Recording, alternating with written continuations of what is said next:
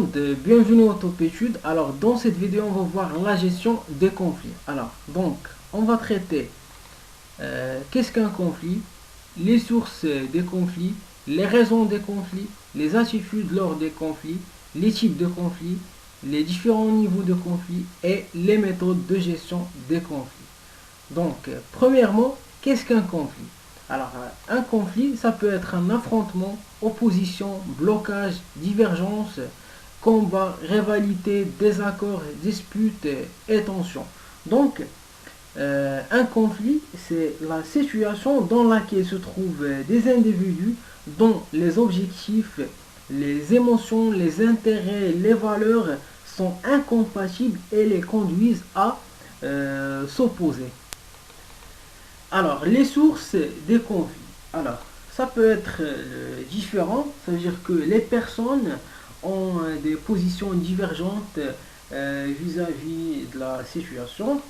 Ça peut être un affrontement, c'est-à-dire l'opposition entre les personnes par rapport à les intérêts, les valeurs, etc. Ça peut être un malentendu, c'est-à-dire par exemple un message mal transmis ou bien mal compris par l'autre personne. Et les non-dits qui représentent une source potentielle de mauvaise interprétation. Alors, les raisons des conflits. Alors, on commence par les raisons psychologiques. Alors, les conflits peuvent trouver leur source dans la personnalité des individus. Alors, ces raisons psychologiques ont des origines diverses et trouvent souvent leur source à l'extérieur de l'organisation. Alors, ils se matérialisent sous des formes diverses, par exemple l'agression, la violence, l'angoisse, la dépression, etc. Voilà. Alors maintenant, on va voir les raisons qui sont liées à l'entreprise. Alors, on commence par dysfonctionnement concernant la fonction prévision. Alors, c'est par rapport à l'absence de diagnostic portant sur les réalisations de l'organisation, l'absence des objectifs clairs, l'absence des indicateurs de mesure des performances individuelles et collectives, etc. Alors, dysfonctionnement concernant la fonction organisation. Alors, ça concerne la mauvaise définition des tâches, la mauvaise répartition des tâches, l'incompatibilité des objectifs. Alors, il y a d'autres facteurs, mais on a cité juste quelques facteurs. Voilà. Alors, dysfonctionnement concernant la fonction de coordination. Alors, c'est par rapport à l'absence de valorisation des efforts et des résultats obtenus, l'absence d'informations concertées, aussi l'absence de participation aux décisions. Alors, dysfonctionnement concernant la fonction de contrôle. Alors, ça concerne l'absence de suivi des résultats de l'unité, l'absence de suivi aussi des performances individuelles. Alors, dysfonctionnement concernant la rareté des ressources. Alors, les possibilités des conflits augmentent quand il y a des ressources limitées par rapport à les ressources humaines, les ressources matérielles et aussi les ressources financières. Alors, dysfonctionnement dû à un manque de communication, c'est-à-dire qu'il y a une communication inefficace. Voilà. Alors, les attitudes lors des conflits. Alors, on commence par l'évitement. Alors, l'évitement, c'est-à-dire ignorer le conflit. La dénégation, ça veut dire nier les faits. La manipulation, c'est tenter de séduire ou bien de faire culpabiliser. La soumission, ça veut dire s'accommoder de la situation. La violence, par exemple, la confrontation par une réponse autoritaire, la fuite, c'est-à-dire la démission du conflit. Alors, les types de conflits. Alors, il y a des conflits constructifs.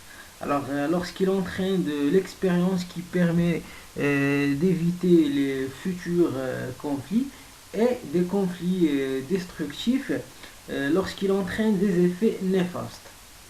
Alors, les conflits d'intérêt et d'identité.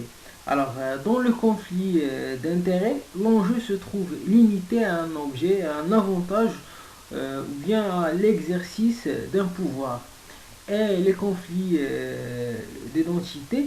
Alors, dans le conflit d'identité, il s'agit non pas d'acquérir un avantage, mais de rejeter l'autre. Voilà. Alors, les conflits d'autorité et de pouvoir. Alors, les conflits d'autorité apparaissent entre des personnes de même niveau hiérarchique, alors qui se posent suite à l'empiètement par l'un sur les compétences de l'autre. Alors, les conflits de concurrence, alors ils sont principalement perceptibles dans certains métiers où la compétitivité, la recherche du résultat et sa quantification sont rendus nécessaires. Alors, les conflits de génération, alors ils sont très souvent observables dans les organisations et leur nombre ne cesse de croître avec l'augmentation de la mobilité professionnelle et les avancées technologiques. Alors, les conflits d'opinion, alors ils relèvent des différences de valeurs ou de croyances des antagonistes et ils sont aussi extrêmement difficiles à solutionner. Voilà. Alors, les différents niveaux de conflit. Alors, on commence par le conflit latent larvé. Alors, c'est un conflit étouffé pour des raisons multiples, par exemple la peur du regard des autres, la peur de ne pas être à la hauteur, etc. Alors, il se traduit de différentes façons. Alors, par exemple, par l'absentéisme, le stress, le retard dans les délais, etc. Voilà. Alors, pour le conflit refoulé, c'est un ancien conflit qui n'a pas été solutionné et qui risque à tout moment de devenir un conflit déclaré. Alors, le conflit déclaré, c'est un conflit clair entre deux personnes en plus et ça peut être aussi un conflit agressif. Voilà. Alors, les méthodes de gestion des conflits. Alors, il existe différentes méthodes de gestion et résolution de conflits. Alors, c'est que le choix doit être effectué en fonction de l'importance du conflit et de la volonté de résolution des acteurs. Alors, parmi les méthodes les plus utilisées, il y a le recours hiérarchique. Alors, ce type de résolution de conflit est nécessaire dans des situations d'urgence. Alors, il permet de résoudre un problème rapidement et sans discussion. Alors, il fait appel à un supérieur hiérarchique qui va trancher de manière autoritaire et de manière définitive. Alors, l'arbitrage. Alors, l'arbitrage implique les parties en leur demandant de choisir chacune un arbitre. Alors, c'est que les parties se trouvent impliquées dans la résolution du problème et le conflit peut trouver une fin apaisée sans rebondissement. Alors, la médiation. Alors, la médiation est une pratique qui vise à définir l'intervention d'un tiers pour faciliter la circulation d'informations et pour éclairer ou rétablir des relations. Alors, la négociation. Alors, la négociation est un mode de résolution des conflits qui suppose que les personnes impliquées discutent de leurs besoins et de leurs intérêts en fonction d'atteindre une solution mutuellement acceptable. Voilà. Alors maintenant, on va récapituler ce qu'on a présenté. Alors, le conflit est le résultat d'un manque de communication. Il faut voir le conflit comme une opportunité de développement personnel et professionnel.